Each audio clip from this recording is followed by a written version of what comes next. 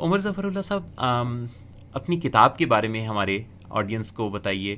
کتاب کا ٹائٹل ہے 100 journeys stories of my fatherland. 100 stories of my fatherland. اور یہ کتاب کب منظر عام پہ آئی؟ جی پچھلے سال آئی ہے اور اب تک اٹس ڈوئنگ ویری ویل. جب بھی میں کراچی ایئرپورٹ سے گزرتا ہوں تو خوشی ہوتی ہے کہ سامنے ہی پڑی ہوتی ہے جو اچھے ریلیزز کے اندر. اور سو پڑھنے والوں میں آئی ایم شیور اس کا مقبولیت ہے، بٹ پڑھنے والے تھوڑے ہی.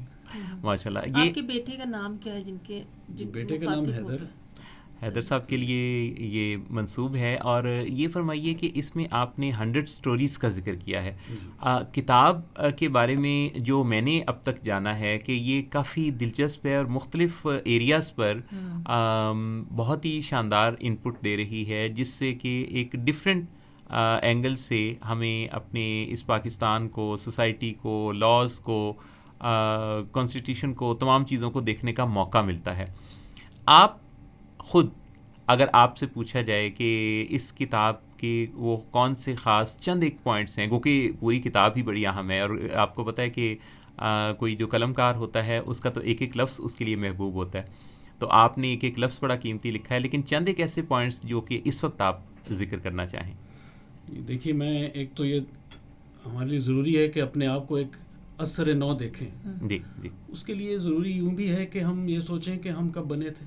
بالکل صحیح. تو میرے حساب سے تو ہم 47 میں بنے ہی نہیں، ہم 71 میں بنے تھے، اور 71 میں ایک جنگ کی وجہ سے بنے تھے.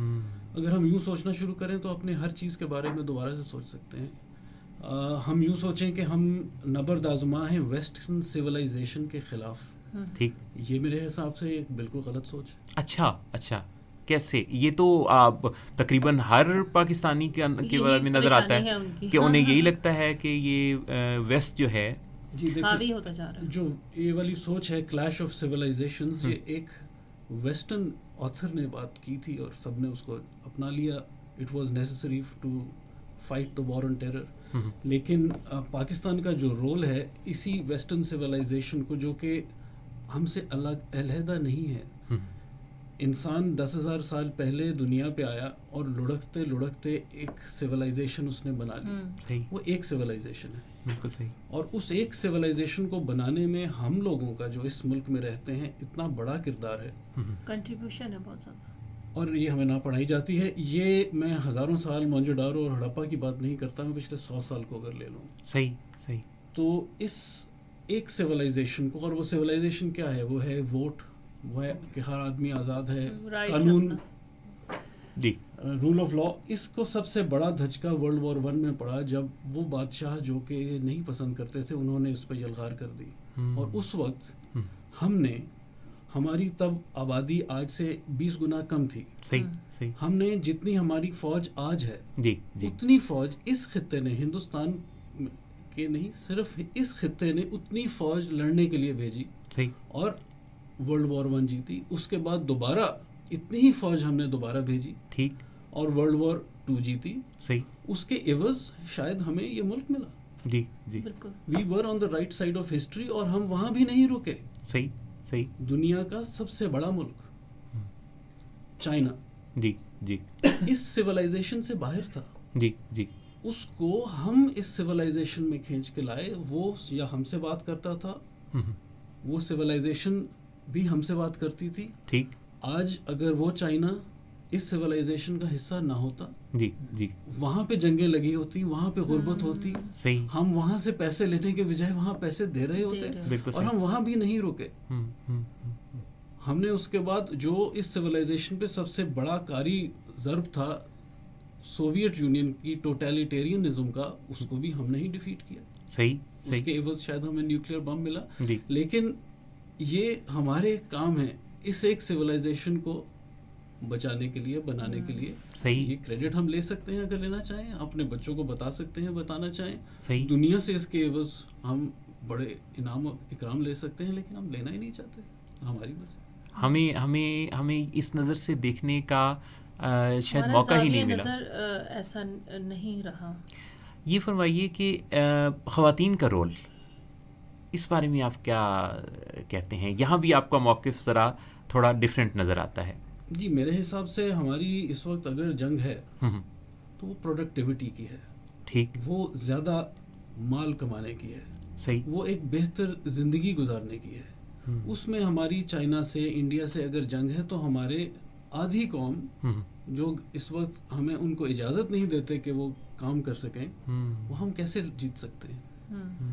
اور میرے حساب سے جی جی اگر ہم چاہتے ہیں کہ وہ جنگ ہم جیتیں جی تو ہماری خواتین کو ہمیں ورک فورس میں لانے کے لیے ہمیں کچھ انفراسٹرکچر بنانا پڑے گا. صحیح صحیح. وچ از اسٹریٹ لائٹس, فٹ پاتھس, ٹھیک بسز, ٹھیک. تاکہ ہماری خواتین جو اپنے محلوں سے باہر کام نہیں کر سکتی وہ اپنے ساتھ والے محلے میں جا کے کام کر سکیں, فیکٹری میں جا کے کام کر سکیں, پروکار طریقے سے آ سکیں, جا سکیں.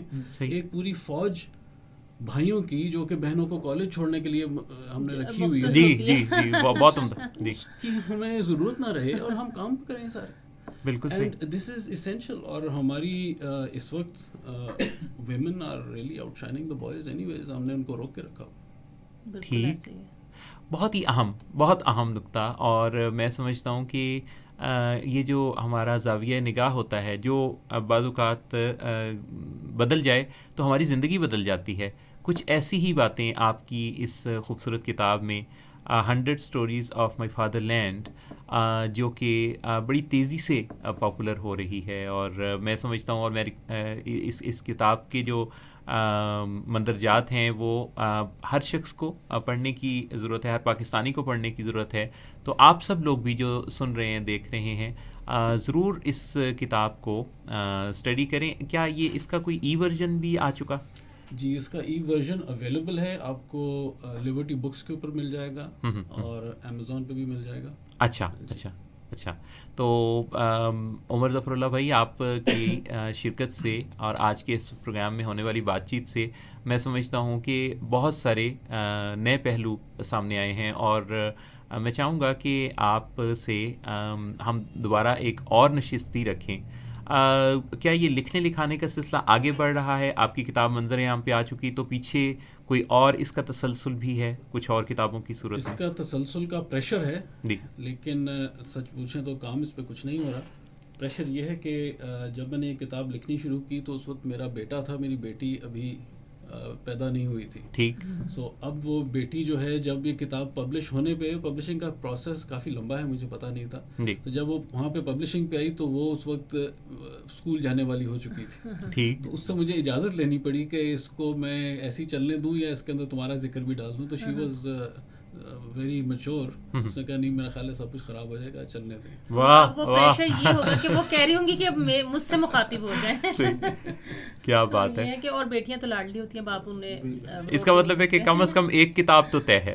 جی عمر ظفر اللہ صاحب بہت بہت شکریہ ہمارے اسٹوڈیو میں تشریف لانے کے لیے اور اتنی قیمتی گفتگو سے نوازنے کے لیے. Thank you very much.